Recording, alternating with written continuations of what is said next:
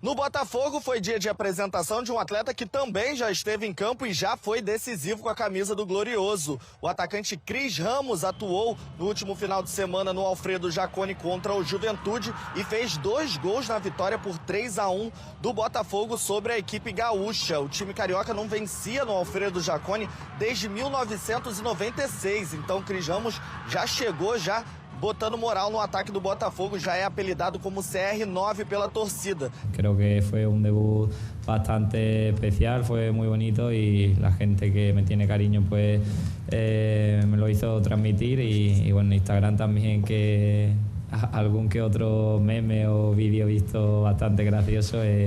Agradezco a la torcida todo el apoyo y el cariño que me han dado.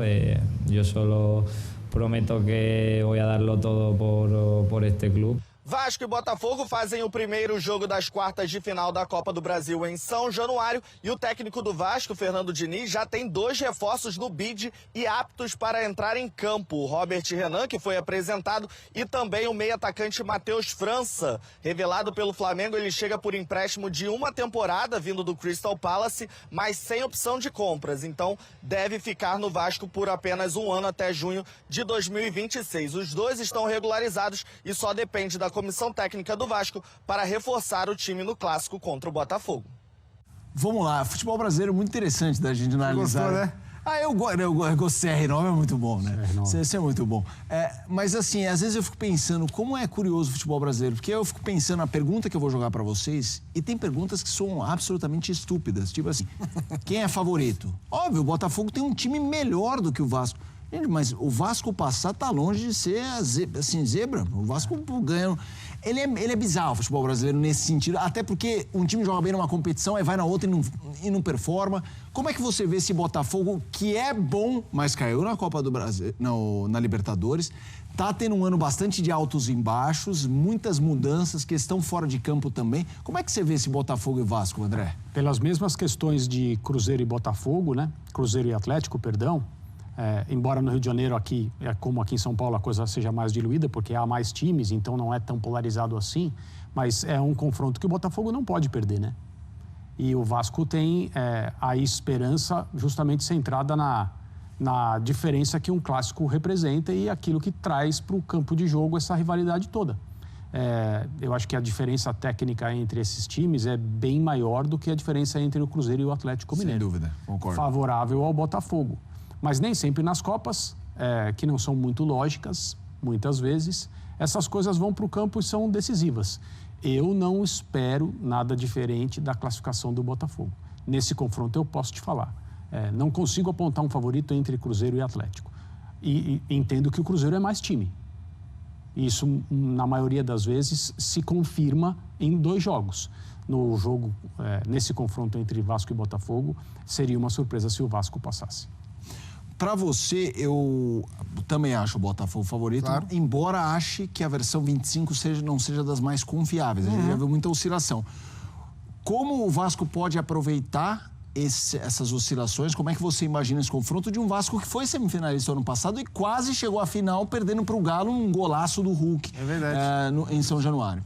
Assim, os 2 times apresentam problemas em se defender. São 2 times que buscam atacar bastante. O Botafogo ataca melhor do que o Vasco, claro, também porque tem jogadores muito melhores, mas são times que têm permitido bastante. Então, assim, eu sinceramente imagino um Botafogo superior nesses 2 jogos, mas jogos abertos, jogos francos, porque fazem parte do DNA do Botafogo Way, como gosta de dizer o John Textor, um time muito vertical, um time de jogo muito veloz para frente, e o Diniz, que faz do Vasco um time muito agressivo. Quando a gente olha para Campeonato Brasileiro, embora o Vasco tenha feito 2 jogos muito ruins na última rodada, o Vasco tem números ofensivos interessantes na mão do Diniz.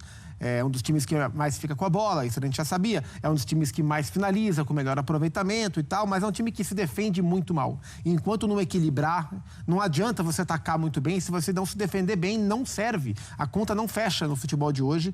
E eu acho isso muito perigoso para o Vasco. O Botafogo, ele é um time melhor do que o Vasco, mas o Botafogo tem 2 grandes problemas. O primeiro é a maneira que a SAF enxerga o futebol como um balcão de negócios. O Botafogo virou um balcão de negócios. Todo jogador entra e sai o tempo inteiro, né? Não dá nem muito tempo para o jogador criar identificação.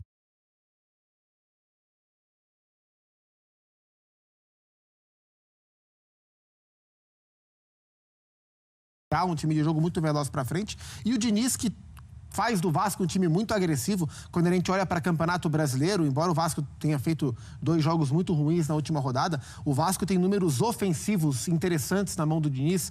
É um dos times que mais fica com a bola, isso a gente já sabia. É um dos times que mais finaliza, com melhor aproveitamento e tal, mas é um time que se defende muito mal. E enquanto não equilibrar, não adianta você atacar muito bem. Se você não se defender bem, não serve. A conta não fecha no futebol de hoje.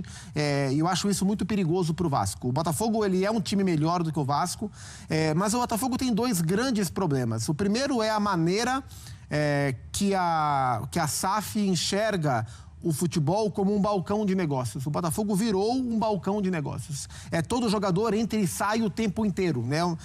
Não dá nem muito tempo para o jogador criar identificação com o clube, Sim. porque ele está sempre prestes a sair e outro a chegar. É um balcão de negócios muito grande, porque assim o John Textor, o pessoal da SAF, entende que a operação é mais lucrativa e é um olhar que eles têm. Eu posso gostar, posso não gostar, é um olhar que eles têm. Esse é um dos pontos que traz instabilidade ao longo da temporada. O outro são os problemas que a SAF encontra para se manter de pé, né? O problema do John Textor com os outros acionistas da Eagle, da Holding, esses problemas todos. E me parece que hoje o Botafogo, o ideal era tentar uma blindagem, mas me parece que o Botafogo não consegue ficar alheio a isso. Existem efeitos diretos, né? Inclusive na velocidade das negociações para tapar os buracos da Holding. Isso traz um efeito direto nesse irregular time do Botafogo, que é um time muito bom, são bons jogadores. O Botafogo contrata muito bem, tem um scout excelente, um olhar de mercado muito bom, mas é um time sempre em transformação, inclusive com a comissão técnica do David, que chegou há pouco tempo. Isso, claro, diminui um pouco o impacto da superioridade que o time tem contra o Vasco, né? Ainda assim, eu tô com o André. Acho que Cruzeiro e Galo é um clássico pau a pau para a Copa do Brasil. Botafogo e Vasco, não. O Botafogo é favorito. O Vasco pode passar, mas o Botafogo é o favorito para esse duelo. Como o Rodrigo Jufo já apresentou, um dia de muitas novidades, de anúncios, de contratações, de apresentações. Teve CR9 chegando e tudo mais. Gabriel Silva, o Gabriel Bahia, o Botafogo anunciou a chegada do zagueiro, vindo do Volta Redonda. O jogador tem contrato por empréstimo até o fim do Campeonato Carioca de 26. Há uma cláusula de obrigação de compra caso metas sejam atingidas. Tem mais notícia. O Vasco, isso o Jufo já falou, mas aí veio o anúncio oficial. O Vasco anunciou a contratação de Matheus França, o atacante de 21 anos, sendo emprestado por 1 ano pelo Crystal Palace da Inglaterra. Matheus França, que é cria do Flamengo, já falou como jogador do Vasco. O Vasco é um clube gigante, só que para agregar bastante essa equipe, nessa minha jornada vai ser muito importante para mim. Essa volta ao Brasil também, muito importante. Quero dedicar toda a minha raça, toda a minha vontade dentro de campo por esse time. Me sentindo muito bem fisicamente, terminei meus trabalhos por fora bem, agora estou voltando o mais forte possível, mentalmente e fisicamente. Vamos lá, começando essa com vocês, o Parque. Mercado do Vasco, como analisar? É um mercado de socorro, né? O Vasco precisava melhorar o seu elenco. E essa janela do meio do ano, ela representa muitas vezes o último tiro para clubes que, especialmente os clubes grandes, que começam a se preocupar com a condição do Campeonato Brasileiro e tentam se agarrar na janela aberta, mesmo que não tenham muitas condições financeiras para tal, para mudar o seu caminho. A gente viu isso acontecer claramente com o Corinthians na última temporada, com a janela do meio do ano, que melhor do que a do Vasco atual, mas uma janela que ajudou o Corinthians a mudar a sua cara e não cair. E ao buscar jogadores com mais velocidade agora, né? Robert Renan, o Gomes, o próprio Matheus França, outros jogadores que o Vasco está buscando para o setor defensivo especialmente, o Vasco está tentando dar ao Diniz peças para não fazer do Vasco um grande candidato ao rebaixamento. Robert Renan é um zagueiro que faz muito sentido para aquilo que o Diniz quer que o time tenha. É um zagueiro muito técnico, que gosta da saída de bola, faz sentido para a ideia de jogo do Diniz. Mas é um jogador que até agora não conseguiu no profissional estourar como na base ele mostrou. mostrava, muitas vezes por uma irresponsabilidade dele dentro de campo, sabe? É um jogador confiante até demais no potencial técnico dele e ele falha muito por isso. Mas, tecnicamente, ele é um cara que pode entregar o que o Diniz gosta que o zagueiro tenha. Espero que ele consiga melhorar e trazer o Robert Renan da base para o profissional. E o Matheus França é um cara que vai ajudar bastante o Vasco do meio para frente. É um cara que tem tudo para combinar bem com o Coutinho, com o Nuno, com o Ryan, se ficar, né? Com o Verratti também. André. Eu concordo com o Gustavo. O Vasco não poderia deixar passar a oportunidade de melhorar, mesmo que isso não signifique, né, trazer nenhum nome, porque, né, como que nas condições econômicas que o Vasco tem nesse momento, ele poderia fazer uma grande contratação. Seria muito difícil, muito provavelmente até uma irresponsabilidade. Mas é hora de se reforçar na medida do possível. Eu entendo que esses jogadores vão melhorar o Vasco e naquela procura, né, para saber que time o Vasco realmente é. A goleada sobre o Santos aqui em São Paulo deixou... Foi uma tarde incrível, né? Mas deixou também uma impressão sobre qual time verdadeiramente é o Vasco. O que há pouco tempo ficou 5, 6 jogos sem conseguir ganhar, ou o time que fez 6 no Santos, né? Muito provavelmente o Vasco não é nenhuma coisa nem outra. É algo que está no meio do caminho e é preciso mostrar essa qualidade o quanto antes. Não só por causa da Copa do Brasil, mas principalmente pela campanha no Campeonato Brasileiro. Vamos agora com informações do Botafogo de mercado, mas não de chegada, mas de certa forma de uma boa notícia, né? Porque não chegou, mas fica, o que é importante. O Savarino, Felipe Silva e Yasmin Torres, aí o site espn.com.br com a informação dos dois repórteres. O Savarino recusou nesta terça-feira as ofertas feitas pelo Al Rayyan, do Catar, e pelo Trabzonspor. Eu tinha um amigo que torcia para o Trabzonspor. Você tá falando sério? Ele é turco. Imaginei. Imagina, meu vizinho. Ele é de Trabzonspor. Exato. Trabzonspor, da Turquia. As propostas feitas ao glorioso pelo jogador giravam na casa dos 7 milhões de euros, 44 milhões na cotação atual. A decisão estava nas mãos do camisa 10 e ele fica. Vamos falar do glorioso, o meu grande amor. Fala do Fogão, Rodrigo Brandão. Ô, Breno, o nome que se dá ao evento é Coletiva de Apresentação. Sim. Só que o Cris Ramos, que foi apresentado, entre aspas, oficialmente hoje pelo Botafogo, já é conhecido do torcedor. Aliás, já virou xodó. Estreou com a camisa do Botafogo no domingo, marcou 2 gols, mas hoje apenas é que ele foi apresentado na sala de imprensa do estádio Newton Santos. Vamos ouvir a palavra do Cris Ramos, mas antes dele, vamos ouvir o Alessandro Brito, o diretor de gestão esportiva do Botafogo. Ele fala aqui no Papo 2 como é que foi esse processo, desde o primeiro contato com o agente do jogador até a estreia perfeita, marcando 2 gols no último domingo.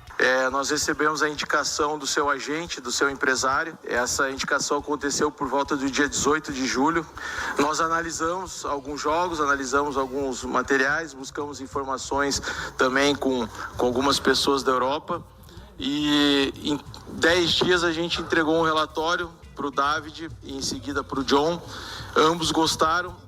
A gente foi para a parte negocial de clube para clube, conseguimos consolidar a parte de atleta, clube, até o dia 8 de agosto. E, felizmente, aí no domingo, né, em menos de 25 dias, aí, talvez 20, 25 dias, ele já é apresentado para a torcida com 2 gols. Mostra um pouco do processo que a gente tem.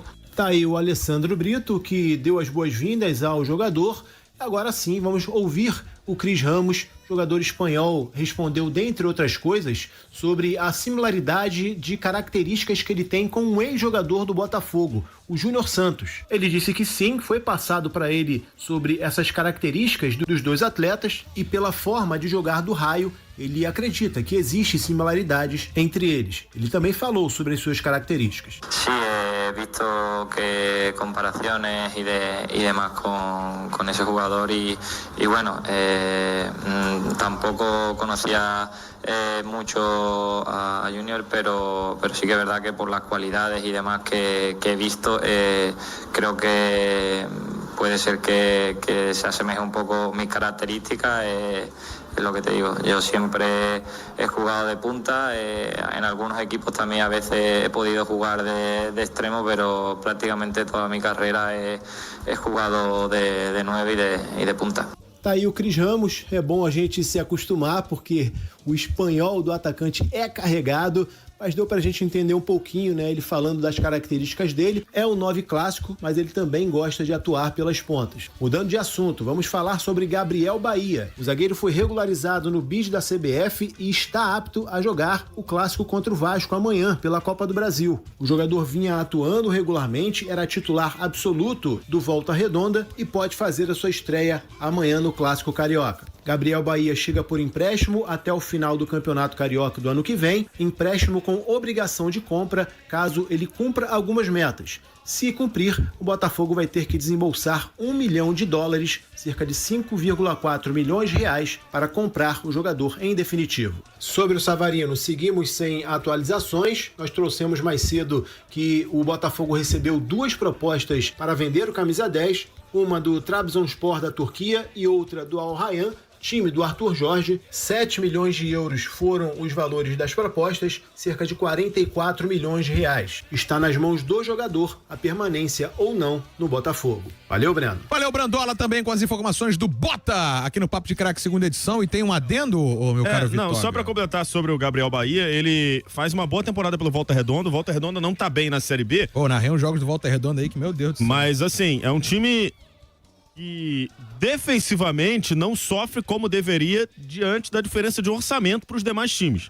O Volta Redonda é um time muito barato para a competição. E compete. Sofre muito por conta da diferença de orçamento. Os times que estão na parte de cima da tabela, Goiás, Novo Horizontino, investem muito mais e o Volta Redonda não sofre tantos gols. O Gabriel Bahia é um dos pilares desse sistema defensivo.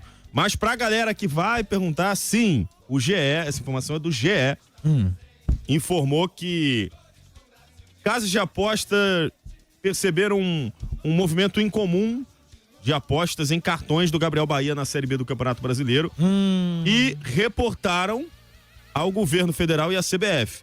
Mas ele ainda não está sendo investigado, não existe nenhum processo. Nem denúncia. É tudo muito prematuro, ele ainda não foi denunciado. Tá. Então, pela presunção da inocência, o Botafogo seguiu em frente pela urgência de um zagueiro para essa posição, né? Pro lado direito do campo. O Botafogo precisa muito desse jogador. Se ele for investigado depois, aí é com a justiça. Mas, por enquanto, é tudo muito prematuro. Com a justiça e com o Botafogo. Isso, que pode escolher seguir escalando ele. É apenas um alerta. Esse alerta aconteceu, por exemplo, com o Enio do Juventude, que está até hoje no banco de reservas do Juventude, porque nada foi provado. Até agora, nada foi provado também em relação ao Gabriel Bahia. É uma informação, repito, preliminar do GE, porque eu tenho certeza que a galera já tá se perguntando sobre o assunto. E o pessoal tá desesperado falando que o Savarino fica. Tá dizendo que fica. Então, se a galera tá dizendo que fica, né, eu confesso que eu fico na informação sempre que a gente traz aqui no ar, né? Então, é bom que ele fique, porque o Savarino, eu acho que se ele vai... informação do GE também. Então se ele vai... Savarino recusa propostas do exterior e vai permanecer no Botafogo. Então, tá bom. Declinou ofertas do Trabzonspor e do Al Rayyan. Calma, não vai embora ainda. Aqui em cima tem um vídeo especialmente escolhido pra você.